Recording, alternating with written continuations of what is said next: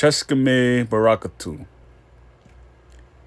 I have here some Powhatan words used in the movie Pocahontas. Some people say the vocabulary was made up. Some just say that these words were in existence before the movie, before the cast, and had basically went extinct. I want to talk about the word Cheskame, all friends. When you look at the word, it basically just means just come in. Well, what is just come in? If you look at Virginia and you look at how you have the King's English, the King's English is not in Britain. The King's English is in Virginia.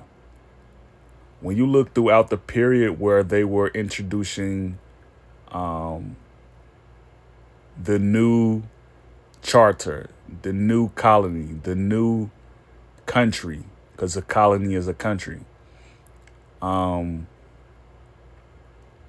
Throughout history, it's in Virginia. It's in no other place but Virginia. So again, when you look at the word Cheskame, it just means just come in. It also means checkmate. So Cheskame basically means checkmate.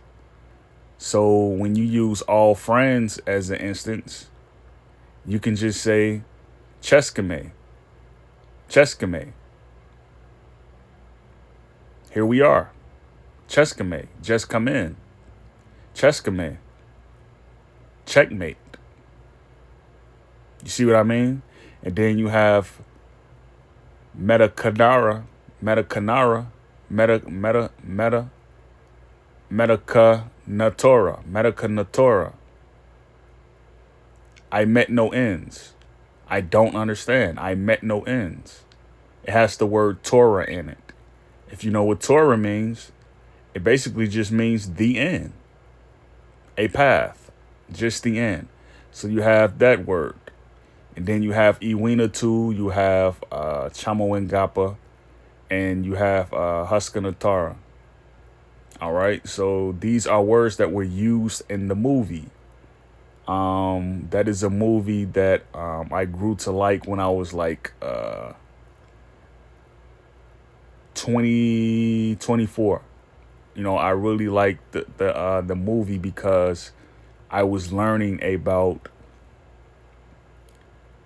the history here in America. I was learning. And then when I saw they had an animation for the nostalgia of Virginia, because I never been to Virginia, I just knew I had family from there. When they had the nostalgia about Virginia and the forests is there, I fell in love with the movie. You know, so they came out with a sequel a couple, I think it was either this year or a couple years ago. They came out with a sequel. So they have another animation out for the movie. All right. So when you're going over Powhatan words, look at these words here. And like they have more vocabulary for these words. So like you can see them here. Naket, one, Naket. And you know, Naket just means begin. You know, you have Ninch. You have Nus. You know. What else you have? So all these words are in the book for the language. And then you have red, which means muska. Muska. You know what I mean? Muska. And then you have the word black, which means noir in French. Here you go. It says Macadamaway. Macadamaway. That could just means the other way. The other way. Macadaway. So like learn these words Get used to them, pick them up, exchange them, make them a part of your regular vocabulary. And before in no time you'll remember these words and you'll be speaking them. This is why I always start my videos off with a different translation outside of the other translations that I use. You know, these are words that I have in my mind already. You know, I exchange these words with the words that I already know, and I call it my own language. Like the language I know that I grew to speak was Wabash. So with Wabash, Wabash can be found in Indiana. It could be found in Illinois. You know what I mean? So that would be a part of the Ojibwe culture. So if you're from a certain area in a city, you take the name from the street you grew up on and you name it your language. And the city you grew up in would be your tribe. So when a person asks you, what clan are you from? What tribe are you from? What band are you from? Then you know what to say. Your street is your language. Your city is your tribe. So someone may ask you if you grew up in Chicago, say you grew up on Damon and you were from Chicago and you may have moved over to Sangamon and you're living in, how can I say this? You're living in, say you're living in Minnesota now, and you meet a Native American, because you'll meet Native Americans out in, you'll meet them out there in Minnesota. Like if you're on a job or something, you may be working with a Native American, and this Native American may be Cree. So he may ask you like, what language do you speak?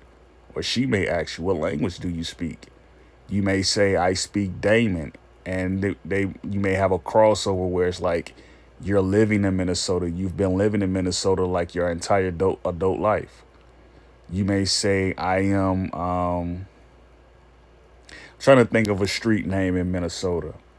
You may say St. Cloud. I am from the, you may say I speak, you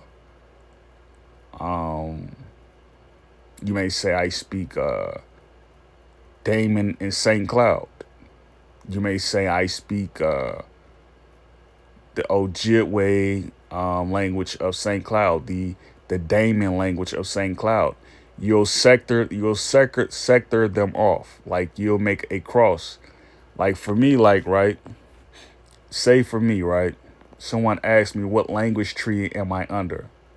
I lived on the area of in Chicago, Muskegon, and there's a Muskegon in Michigan. So there's a street named Muskegon in Chicago, and there's a city named Muskegon in Michigan. Those are the same families. So I would say I speak Wabash in the Muskegon of the Ojibwe tree. So not only are you exchanging words, but now look, you took a Creek word that was from Muskegon, and now you exchange it with the Wabash language that can be found in Indiana. So now you have two words, right? Now you're saying Have, which would be Creek, and now you're saying Nakut, which is basically Powhatan. So you say, well, what does Wabash have to do with Powhatan? You know, what does these words have to do with exchanging with one another? Well, they're under the same language tree. These words can be found in some of these cities, right? So now you speak an exchange language. Now you're mixing certain languages with other languages, and it's its own language now. You know what I mean? So it's like you can do these things and create your own language.